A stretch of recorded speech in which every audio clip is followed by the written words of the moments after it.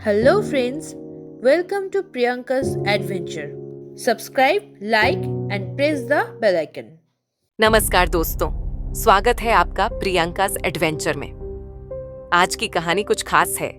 ये एक काल्पनिक कहानी नहीं, बल्कि एक सच्ची घटना है। ये कहानी मुझे सोशल मीडिया पर एक फ्रेंड ने भेजी है। उन्होंने अपनी आप बीती खुद लिखकर मुझे ईमेल के जरिए भेजी और उनकी इजाजत से मैं आज वो कहानी आपके साथ शेयर करने जा रही हूँ। ये कहानी है एक लड़की की जिसने एक नया फ्लैट लिया, लेकिन उसके नीचे वाले खाली फ्लैट से आने वाली अजीब आवाजों ने उसकी जिंदगी को एक ऐसे मोड़ पर ला खड़ा किया जहां हकीकत और वहम की रेखा धुंधली हो गई। तो ध्यान से सुनिए, क्योंकि ये कहानी सिर्फ डरावनी नहीं, सच भी है।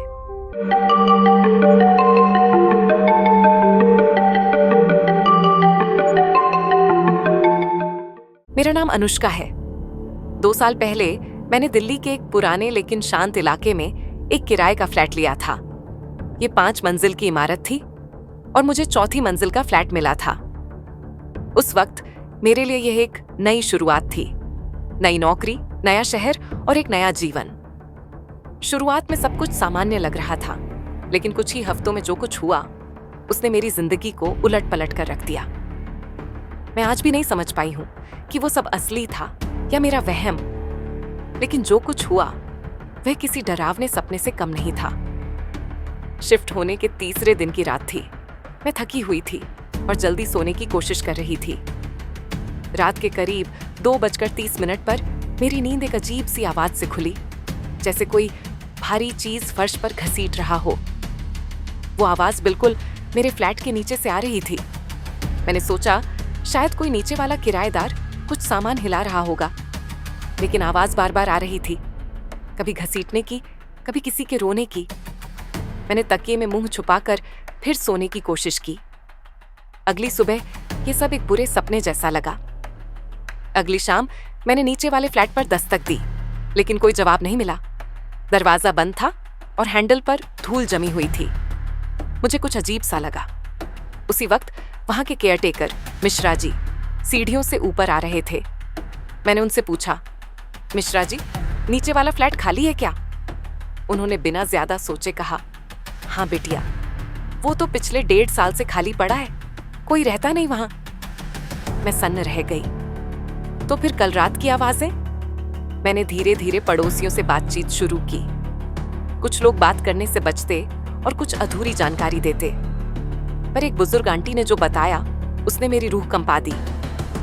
उस फ्लैट में पहले एक लड़की रहती थी, स्नेहा नाम था उसका। अकेली थी, नौकरी करती थी। एक रात अचानक गायब हो गई। पुलिस ने बहुत खोजबीन की, लेकिन कोई सुराग नहीं मिला। बाद में जब पुलिस ने फ्लैट की तलाशी ली तो दीवारों पर अंदर की तरफ खरोंचों के निशान मिले थे, जैसे किसी ने अंदर से बाहर निकलने की कोशिश की हो। मैंने धीरे से पूछा, उसका पूरा नाम क्या था? स्नेहा अनुष्का मेहरा। मेरा दिल धड़कना बंद कर गया। वो मेरे जैसा ही नाम था। अब हर रात आवाजें और ज्यादा तेज होती जा रही थीं। कभी कभी तो लगता जैसे कोई मेरे फ्लैट की छत को पीट रहा हो, जबकि वो तो मेरी ही फर्श थी। एक रात मैंने अपने फोन से रिकॉर्डिंग चालू कर दी। सुबह जब सुना तो मेरी रीढ़ की हड्डी ठंडी पड़ गई। रिकॉर्डिंग में कोई लड़की धीमी आवाज में मेरा नाम ले रही थी, अनुष्का, बाहर निकाल मुझे। मैंने पुलिस से शिकायत की, लेकिन उन्होंने सब कुछ वहम कहकर टाल दिया। अब मेरे सपने हकीकत जैसे हो गए थे। एक रात मैंने सपना देखा कि मैं नीचे वाले फ्लैट में हूँ। दरवाजा बंद है, लाइट बंद है और कोई मुझे अंदर से खींच रहा है। मैं चीख रही हूँ, छटपटा रही हूँ, लेकिन कोई सुन नहीं रहा। मैंने नींद से उठते ही खुद को जोर से चिल्लाते हुए पाया। शरीर पसीने से भीगा हुआ था। मैंने स्नेहा के बारे में ऑनलाइन सर्च किया और एक पुरानी न्यूज़ रिपोर्ट मिली। उसमें उसकी तस्वीर थी और वो बिल्कुल मेरी जैसी दिखती थी। मैं अब समझने लगी थी कि ये सब कुछ संयोग नहीं हो सकता, जैसे मैं उसके अधूरे जीवन को पूरा करने आई हूँ, या फिर शायद उसकी आत्मा मुझे अपने जैसा बना रही है। मैंने फ्लैट छोड़ने का मन बना लिया, पर आखिरी रात वहां बितानी पड़ी क्योंकि ट्रक अगले दिन सुबह आना था।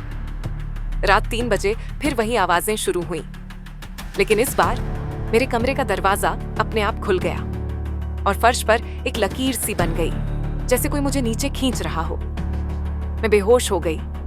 जब होश आया तो मैं अस्पताल में थी। मेरे दोस्तों ने बताया कि मुझे बेहोशी की हालत में नीचे वाले फ्लैट में पाया गया था। दरवाजा अंदर से बंद था। मैं शहर छोड़ चुकी हूँ, लेकिन आज भी कभी कभी रात को नींद में वो आवाजें सुनाई देती हैं। और कभी कभी मुझे लगता है कि मैं ही स्नेहा हूं, जो कभी ऊपर वाले फ्लैट में रहने आई थी। नीचे वाला फ्लैट अब भी खाली है, कोई उसमें रहने की हिम्मत नहीं करता। लेकिन रात के तीसरे पहर अगर आप चुपचाप सुने तो शायद किसी के रोने की आवाज आएगी या फिर कोई आपका नाम पुकारेगा। तो दोस्तों, ये थी अनुष्का की कहानी, नीचे वाला फ्लैट। क्या ये सब सिर्फ एक संयोग था या वाकई उस खाली फ्लैट में कुछ ऐसा था जो अनुष्का को खींच रहा था? आप क्या सोचते हैं? क्या आत्माएं वाकई किसी अधूरी कहानी को पूरा करने के लिए किसी और शरीर में वापस आती हैं? अगर आपके साथ भी कभी कुछ अजीब या रहस्यमय हुआ हो तो मुझे जरूर बताइए। आप अपनी कहानी मुझे ईमेल कर सकते हैं और हो सकता है अगली कहानी आपकी हो। मैं हूं प्रियंका, मिलती हूं आपसे एक और सच्ची और डरावनी कहानी के साथ। तब तक के लिए अकेले मत सोना और नीचे वाले फ्लैट से आती आवाजों पर ध्यान मत देना।